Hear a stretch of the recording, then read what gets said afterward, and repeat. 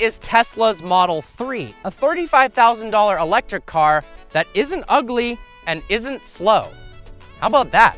Now, the Tesla Model S has completely redefined the public perception of electric vehicles, and now they've created one that's relatively affordable for the masses. Without an ounce of marketing, the Tesla Model 3 has sold itself like a new iPhone. Within just a few hours of its release, 100,000 people wrote Tesla a $1,000 check for a deposit on a car they didn't know exactly when it would come out. Now, within 7 days, 450,000 people threw their money at Tesla.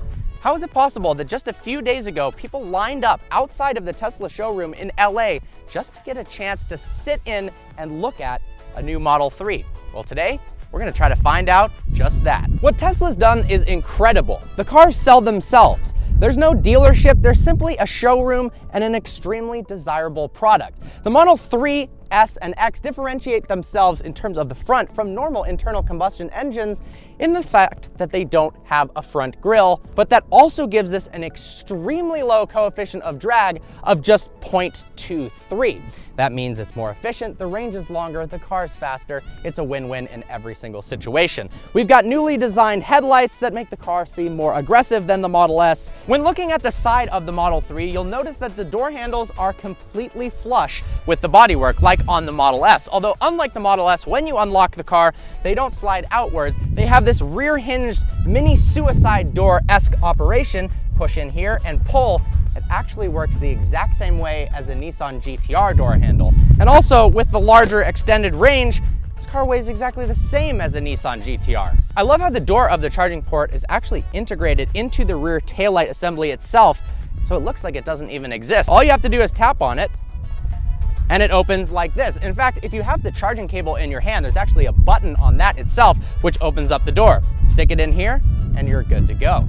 The Model 3 is 184.8 inches long, which makes it almost identical in size to the new Mercedes C-Class. These are the 18-inch standard wheels. There's also optional 19s, although if you got one of the early models, that's all you could get. They look quite nice, however. Now, unlike the C-Class, because this is all electric, you have both a frunk at the front, which has a decent amount of storage space, and a trunk at the rear, which can fit plenty of things. How do you actually get in to the Model 3? Well, there's one of two ways. Owners of the Model 3 will have an app on their phone. Now, the app is actually synced to the vehicle via Bluetooth. You can actually leave this in your pocket and walk up to the vehicle and open it. Now, because I don't have the owner's phone, what would I do? There is a second way of getting into the Tesla Model 3, and that is an NFC card, or near field communication. It's nice, it fits just like a business card in your wallet, and you pull it out, rest it here, the mirrors open up, simply open the doors like this, and place the key in the inside in a designated spot so that it recognizes it and you can turn the vehicle and drive off. I put the Model 3 in reverse here by pushing up on the stalk, and that activates the biggest backup camera I have ever seen. Well, other than the Model S and the Model X, but it's a Tesla exclusive. Now, it does feel like they took the image and then threw a sharpening and contrast filter on it, because it just looks a little bit odd to me. The graphics are okay, but because it's so large, you can really see what's behind you. Now let's go drive the thing. Whoa! The first thing you notice when behind the wheel of the Model 3 is how darn good the visibility is. The front of the hood slopes down forward, you've got a massive windshield, the dash is super low, and you don't have an instrument cluster in front of you to obstruct any field of view whatsoever. Honestly, with the way the front swoops forward in the low dash, it somewhat reminds me of a McLaren 570S. Now, obviously, this isn't a supercar by any means, but the driving position is rather good. This thing accelerates really quick with the extended long-range battery, which is a $9,000 option.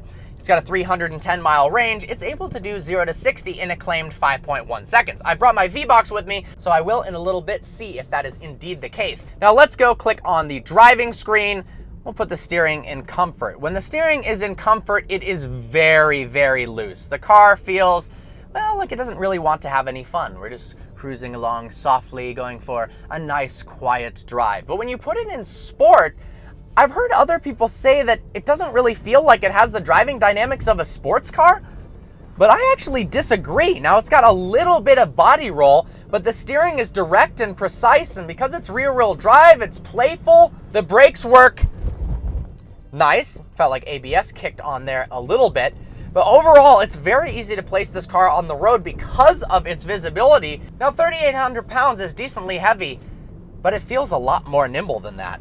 I'm honestly impressed, and I think what Tesla is doing is incredible. They're not making cars that are appealing for the sake of the fact that it's electric and good for the environment. They're making cars that are appealing in general. This is a fun car to drive regardless of if it has an internal combustion engine or it's all electric. The exterior of it plainly looks nice. If you haven't seen one of these in person yet, don't judge it based on its looks. In pictures, it looks a little bit dorky, but especially in all black with those Aero wheels, I love it. I love the massive sunroof. Who needs a $14,000 Starlight headliner like in the Rolls-Royce when you've got a giant sunroof? You just look up at the stars yourself. Real stars, that is. Now let's talk about the price, because that is, of course, one of the most appealing aspects of the Model 3. $35,000 base price. What would you rather have, a Model 3 or a Prius? Of course you'd rather have this. It's better looking, it's much faster, it's more fun to drive, and it's not a hybrid. But is it really $35,000? Well, it's a double-edged sword. So if you wanted one of the initial Model 3s, the ones that are being delivered right now, it's not $35,000. You had to get the extended range battery that brought the range from 220 to 310 miles, but that'll cost you an extra $9,000. You also had to get the premium interior that gives you nicer seats, open poured wood, heated seats, upgraded speaker system, so on and so forth. That's an additional $5,000. So in total, 14 grand in upgrades over that $35,000 base price, bringing you to 49 grand. Not exactly as cheap as they were advertising, but the good news is federal tax incentives. That's right, $7,500 off your taxes if you buy one of these. Drops the price effectively $7,500. Now, if you live in California or Rhode Island, it's an additional $2,500 off. So even if you spent 49 grand, you could get potentially up to $10,000 off, bringing it down to $39,000, which for that, this is a fantastic deal. They have also announced that they are going to make a dual motor all-wheel drive version as well as a performance variant. That is where the Model 3 is going to be particularly interesting. If they come out with a P100D variant of the Model 3, dual motors, over 700 horsepower in a 3,800 pound car, maybe add another 200 pounds or so, let's call it 4,000. That right there would convince a lot of true automotive enthusiasts to switch from something like a C63 to a Tesla Model 3. Like all Teslas, despite the Model 3 having a lower price tag, it still has autopilot, something the $600,000 Rolls-Royce I drove yesterday did not have. Autopilot allows the Model 3, with 2 downward clicks to the stalk, to maintain itself within the lane, speed up, slow down with the flow of traffic, and even change speeds based on the current speed limit. Now, you can pay $5,000 more to get enhanced autopilot. That allows the car to change lanes by itself. That's right, speed itself up, slow itself down, and safely maneuver into the next lane with zero intervention from the driver. It also allows it to be able to exit off the freeway and get onto another freeway on-ramp to continue your journey. For another 3 grand, you can make the Model 3 fully autonomous. Sort of. You have the hardware for it installed, but unfortunately, current government regulations don't allow for this to be used on the road. Although testing, according to Tesla, shows that it is twice as safe as a normal human driving, and I absolutely believe that. With cameras and sensors all around, the car is going to be safer than a human, and it's not going to text and drive at the same time. In theory, this Tesla actually has the capability to drive from point A to point B with zero input from me whatsoever. In fact, Tesla says I'd even be able to hop into the car, and without saying anything, because it's synced to my phone's calendar, it knows that in an hour I have a meeting in downtown Los Angeles. It figures out the address and it will take me there. How cool is that? And then park itself. They need to fix the standard tire option on the Model 3 though. The smallest application of brake and all the tires lock up and skid. That's just silly.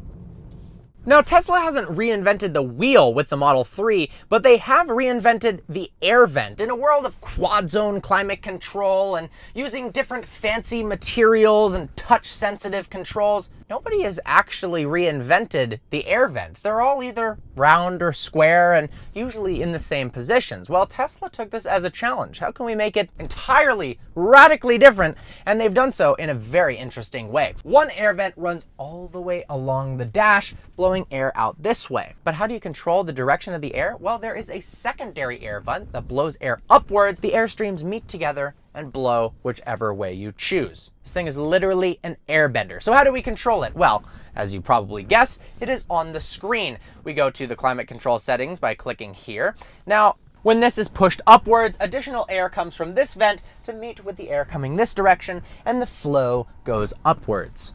Pretty neat. It's also fun to play with, as is everything on the Tesla.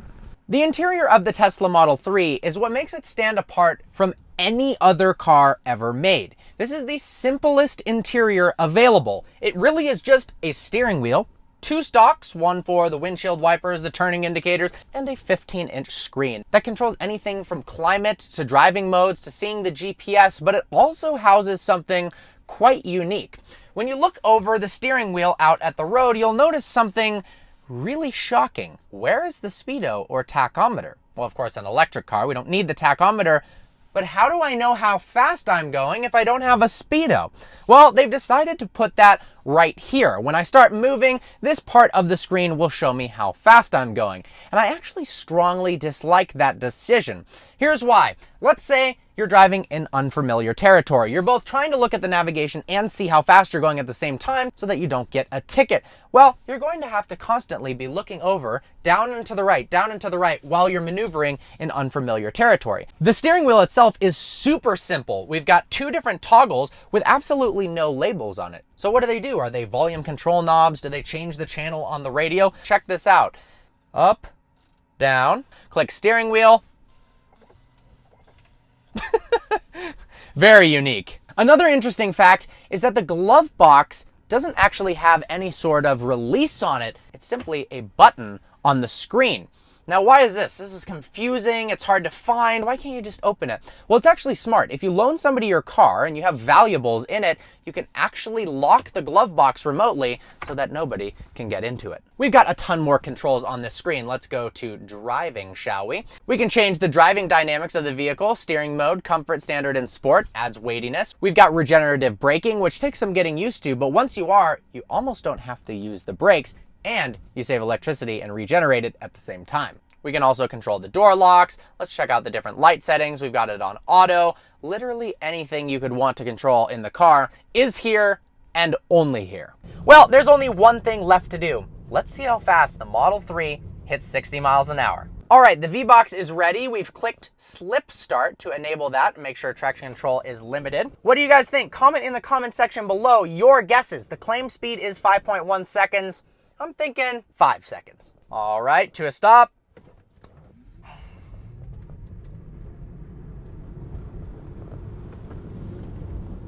Let's see, we've got the data.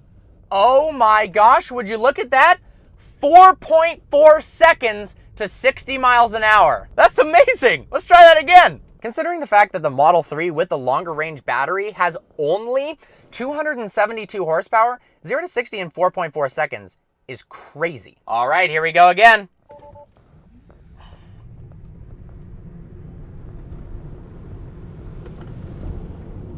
Consistent, once again, 0 to 60 in 4.4 seconds. Well, there you have it, guys. The Model 3, it's faster than advertised. It's more fun to drive than you'd imagine. The only downside at this point is so many people want them, it's gonna take a while to get your hands on one. But overall, bravo to Tesla. I'm really impressed with this thing. Well, I hope you guys enjoyed this review. Thanks to the owner for making this possible. Seriously, what a treat driving the Tesla Model 3. Like always, please browse the channel and subscribe. Notification Squad, I saw you in the beginning there. If you're not part of the Notification Squad, smash that subscribe button, smash the notification bell just to the right of it so you stay up to date and you don't miss any awesome videos like this Tesla review right here. I look forward to seeing you next video.